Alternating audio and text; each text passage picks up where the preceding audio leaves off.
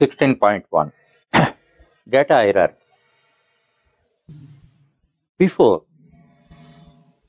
studying file management, one should have thorough knowledge on the data hierarchy. It is very essential. It is a essential prerequisite to understand file management thoroughly. So, I will explain this concept now. The first one,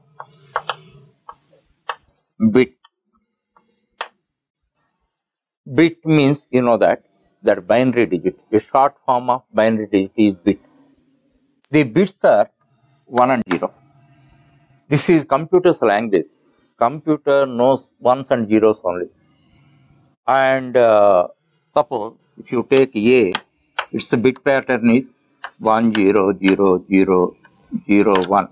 If you take 165, its bit pattern is 1 0 1 0 0 1 0 1.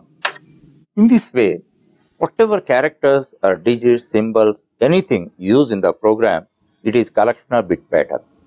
So, you understand this is the fundamental basic element of the computer.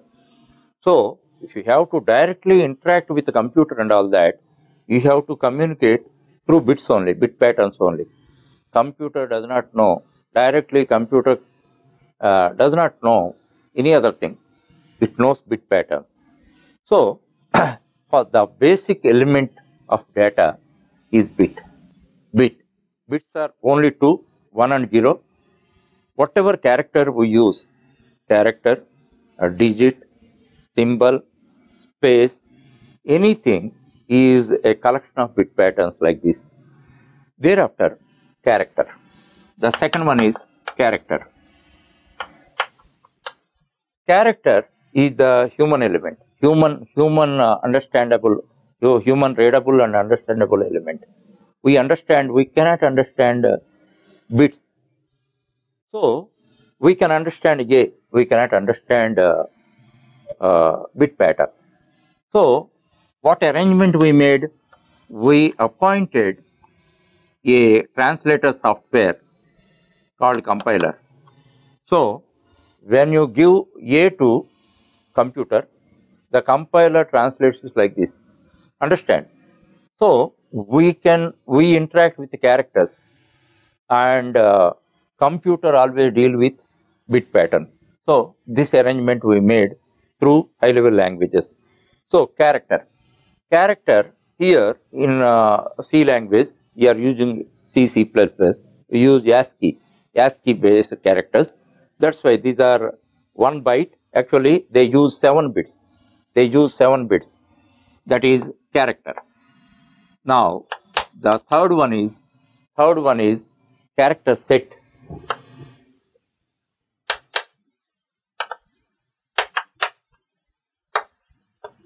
We use a set of characters in our program. In C, we are using ASCII character coding scheme. In ASCII character coding scheme, totally 128 characters we use. Out of that, 96 are printable characters. As you know, these are A to Z,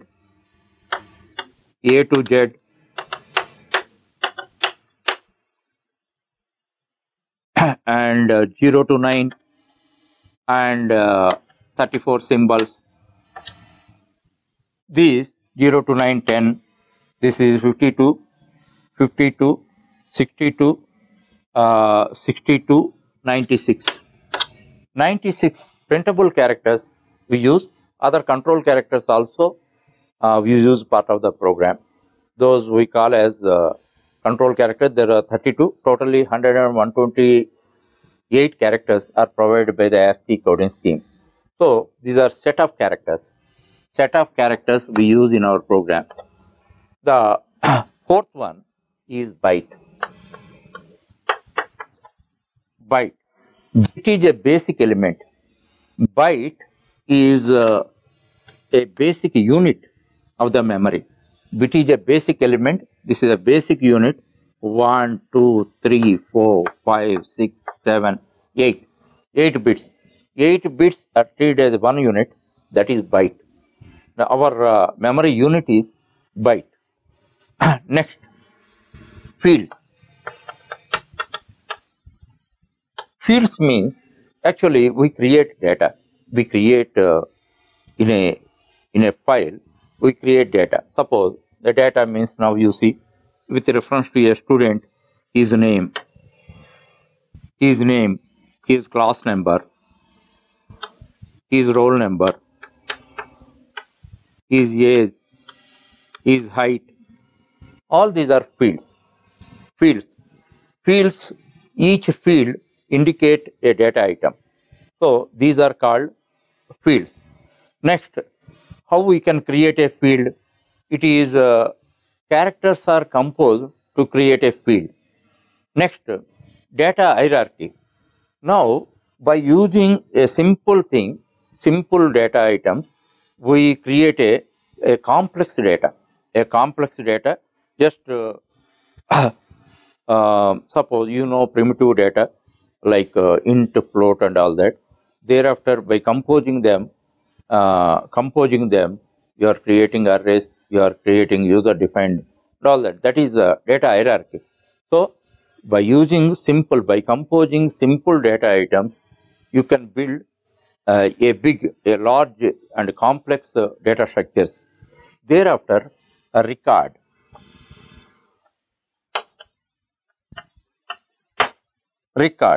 Record means now with reference to a student, these are 1, 2, 3, 4, 5 fields.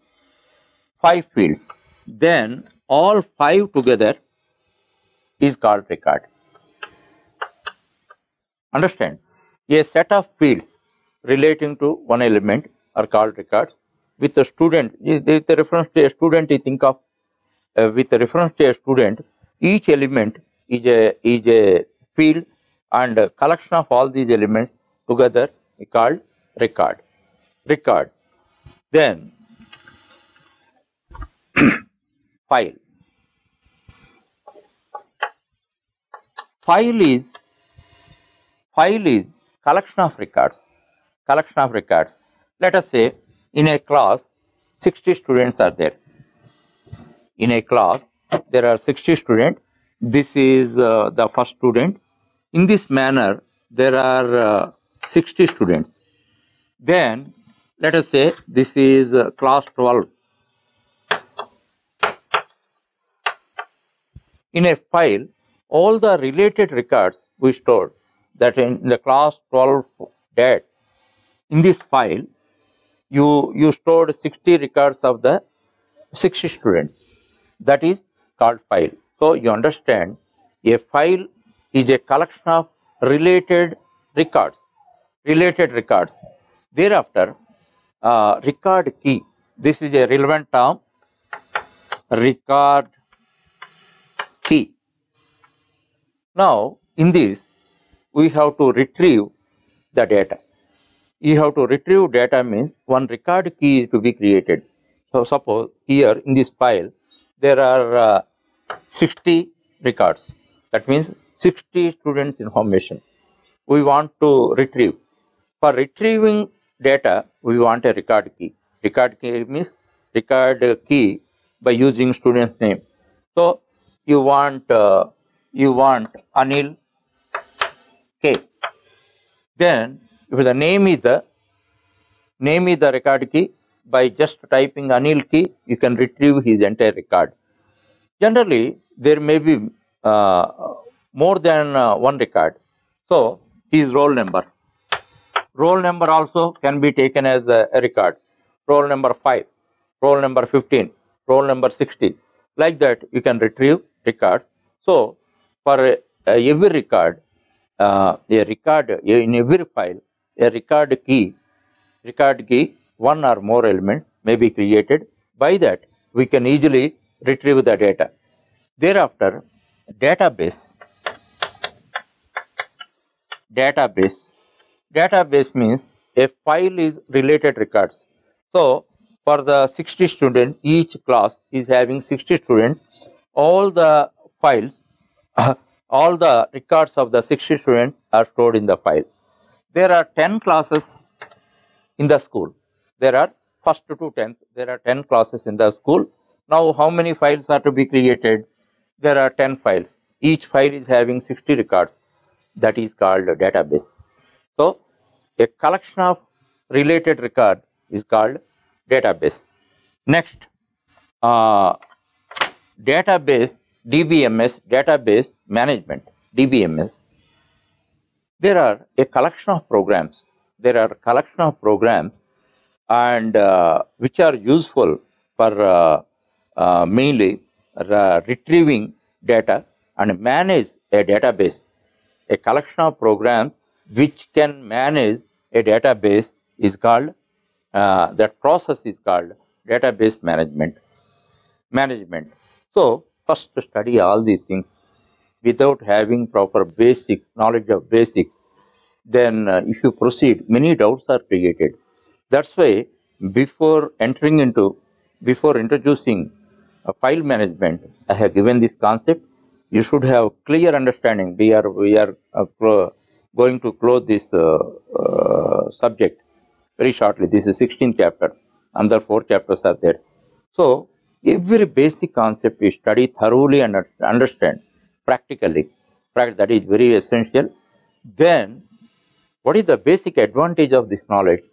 Thereafter, while you are studying subject, many doubts, the scope of creating doubt is avoided. That point to remember. If you don't have doubt, you can smoothly study. Okay.